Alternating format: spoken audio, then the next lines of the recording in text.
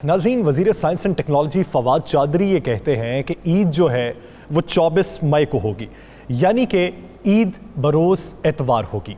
दूसरी जानिब ये जो रोयत हिलाल कमेटी है उनका ये मौक़िफ़ है कि हम अपना इजलास बुलाएंगे और उस इजलास के तहत गवाहियों की निशानदही पर ऐलान किया जाएगा।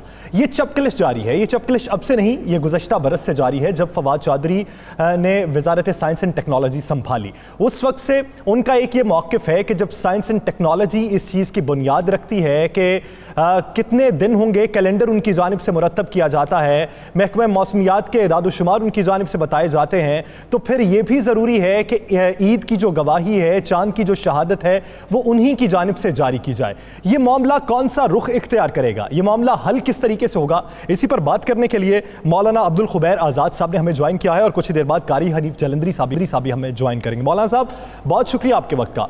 मौलाना साहब, जब पूरी दुनिया चांद पर पहुंचने के लिए तगोदो कर रही है, साइंस एंड टेक्नोलॉजी में जिद्दत लाने के लिए हर मुल्क तरीका कार आजमा रही है, जिद्दत के लिए जो भी हरबे आजमाए जा सकते हैं वो उसमें जिद्दत के लिए मजीद मेहनत की जा रही है, लेकिन हमारे यहाँ इस एक मामले, ईद के मामले को तनाज़ा क्यों बनाया जाता है? इसकी बुनियादी वजह है क्या और इसका हल कब तक निकलता आप देख रहे हैं? बिस्मिल्लाहिर्रहमानिर्रहीम।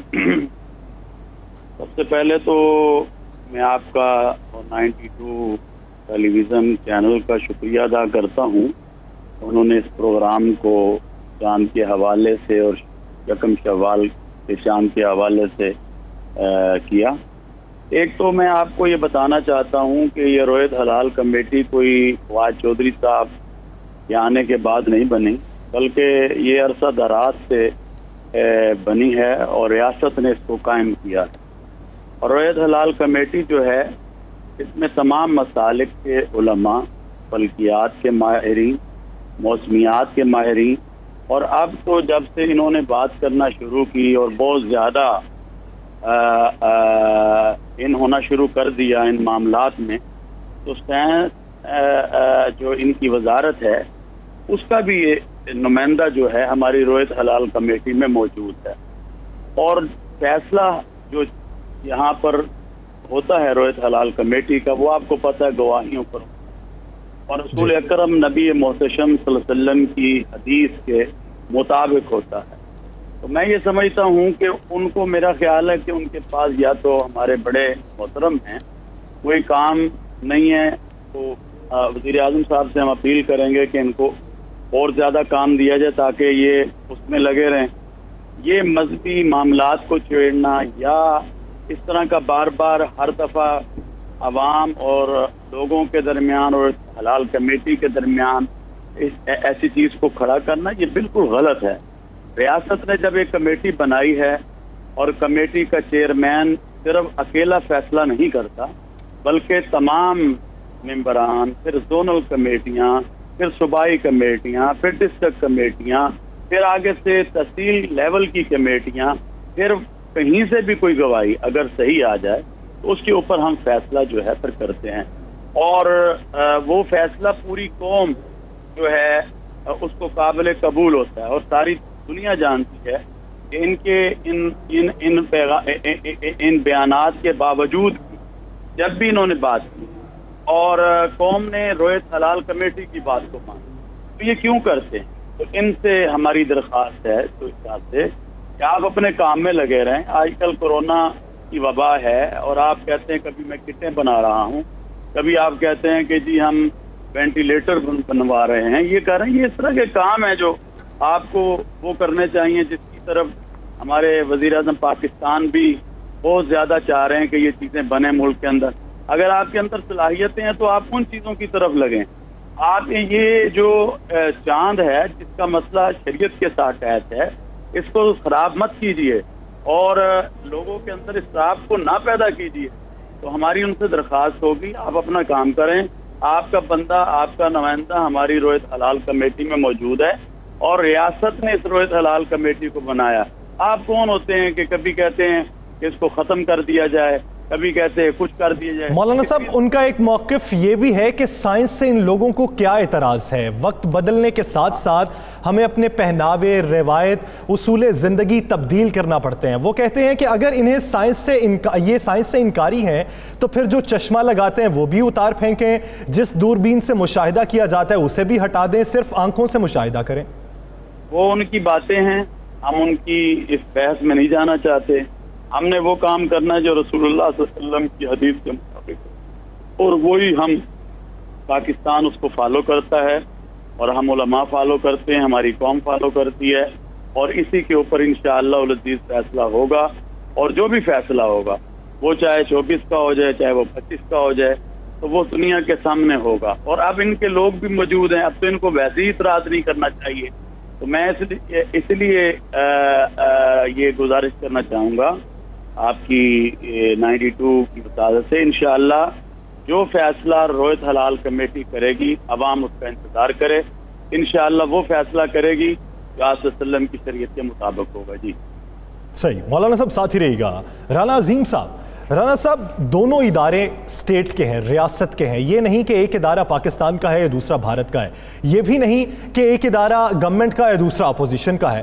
جب دونوں ادارے ہی ریاست کے ہیں تو دونوں اداروں کے جو نمائندگان ہیں وہ ایک دوسرے پر بات کیوں کرتے ہیں؟ وہ وفاق یعنی وزیر اعظم انہیں بیٹھ کے سمجھاتے کیوں نہیں ہیں کہ اس طرح الزام تراشیاں نہیں ہونی چاہیے، معاملہ افہام و تفہیم سے حل ہونا چاہیے؟ دیکھیے سر، میں ذاتی طور پہ سمجھتا ہوں کہ وزیر اعظم پاکستان بھی یہ کسی صورت نہیں چاہیں گے کہ اس میں کوئی تفرقہ پیدا ہو.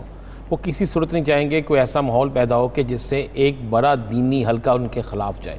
اور یہاں تو وزیر اعظم پاکستان بے بس ہیں، یا وزیر اعظم پاکستان جو ہیں وہ کوشش کرتے ہیں وہ کامیاب نہیں ہوتی. دیکھیں بڑی کلیئر سی بات ہے، اس پاکستان میں نہیں پوری دنیا کے اندر آپ ان ممالک میں بھی دیکھ لیں کہ جو ترقی یافتہ ممالک ہیں، جہاں پر مثلا اسلامی ان ممالک میں دیکھ لیں جہاں پر عید کا اعلان ہوتا ہے تو عید اسی دن ہوتی ہے، جہاں پر رمضان کا اعلان ہوتا ہے تو رمضان اسی دن ہوتا ہے، جہاں پر جو بھی اسلامی مہینہ کا اعلان ہوتا ہے اسی مطابق ہوتا ہے. تو وہاں پر کوئی سائنس ٹیکنالوجی جو ہے وہ فیصلے نہیں کرتی. وہاں پر بھی علماء کرام کی، قاضی صاحبان کی ایک کمیٹی ہوتی ہے، وہ چاند دیکھتے ہیں، شہادتیں لیتے ہیں، قرآن و سنت کے مطابق کرتے ہیں. میری سمجھ سے باہر ہے کہ جب پاکستان بننے سے پہلے سے لے کر اب تک علماء کرام کی ایک کمیٹی بنتی ہے، وہی یہ فیصلے کرتی ہے، وہی چاند دیکھتے ہیں. اور چاند کی باقاعدہ یہ نہیں ہوتا کہ اس دوربین کو لگا کر کوئی کمزور نظر والا یا دوربین کو لگا کر کوئی اور شخص چاند دیکھتا ہے، بلکہ چاند وہ دیکھتے ہیں جن کو شہادتیں ان کو ملتی ہیں، اور شہادتیں بھی یہ وہ لیتی ہیں جو مصدقہ ہوتی ہیں آئین کے مطابق اور اسلامی قوانین کے مطابق. اس کے بعد اعلان کر دیا جاتا ہے. دیکھیں یہ سارا یاسر اگر آپ غور کریں تو صرف 1 سے 1.5 سال میں یہ سارا مسئلہ نظر آ رہا ہے. کہ اچانک کبھی کہہ دینا کہ علماء کرام کے متعلق، فواد چودھری صاحب بھی ہمارے لیے بڑے محترم ہیں، بڑے بھائی ہیں، لیکن میں سمجھتا ہوں کہ پاکستان کیا پوری دنیا کے اندر علماء کرام جو ہیں ان کا جو رول ہے ہمیں اس کو خراب نہیں کرنا چاہیے، اور ہمیں ان کی قدر بھی کرنی چاہیے اور ان کے مطابق جو ہے آگے سلسلے کو لے کر چلنا چاہیے. اسی کو کوئی اعتراض نہیں. اب تو حکومتی سائنس ٹیکنالوجی کے نمائندے بھی وہاں موجود ہیں، اور ایسے وقت میں نہیں سمجھتا کہ پاکستان متحمل ہو سکے کہ وہاں پر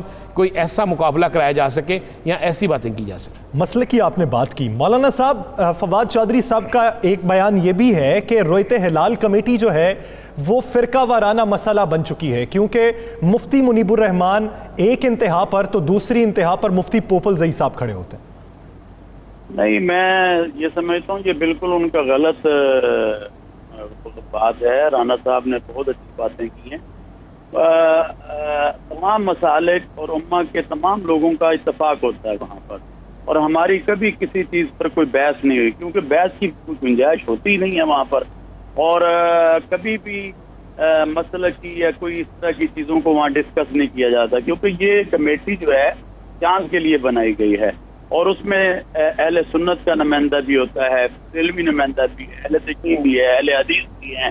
پھر میں نے آپ کو بتایا اس سے ہٹ کر ہمارے موسمیات، فلکیات اور پھر وزارت سائنس کے لوگ بھی اب آ گئے ہیں. تو مقصد کہنے کا یہ ہے کہ کوئی تفرقہ بازی نہیں ہے، اور جتنا الحمدللہ علماء نے یونٹی کو پیدا کیا ہے ملک کے اندر یا وحدت کو پیدا کیا ہے، اور آپ اسی سے اندازہ لگا لیں کہ ابھی جب علماء کے ساتھ صدر مملکت نے میٹنگ کی اور مشاورت میں جو باتیں طے ہوئی، اس پہ جو ہم نے SOPs بنائے، پھر تمام مساجد میں اس پر عمل درآمد کیا گیا، تو آپ مجھے بتائیں کہ کہاں پر آپ کو کوئی کمی نظر آئی ہے؟ اگر وحدت نہ ہو تو یہ مسائل بازاروں میں نظر کیوں نہیں آ رہے, دوسری منڈیوں میں نظر کیوں نہیں آ رہے, آپ کو مساجد میں کیوں نظر آ رہے ہیں؟ اللہ کا شکر ہے کبھی چھوٹی موٹی باتیں تو ہوتی ہیں, مگر یہ کہیں کہ جی ملک کے اندر علماء نے الحمدللہ یونٹی اور وحدت کو پیدا کرنے کے لیے جو کام کیا, اور اس حکومت نے الحمدللہ اس چیز کو مانا ہے, اور حکومت پاکستان اس پر بہت عظیم کام کر رہی ہے, اور ہم خود ان کا تعاون کر رہے ہیں. اسی طرح ہمارے جنرل صاحب جو ہیں جنرل قمر جاوید باجوہ صاحب, انہوں نے کئی میٹنگیں علماء کے ساتھ کی ہیں. تو میں سمجھتا ہوں کہ ایک یونٹی کی فضا ہے, ایک وحدت کی فضا ہے, اس کو نہ خراب کیا جائے. ان کو یہ چاہیے کہ یہ اپنا کام کریں.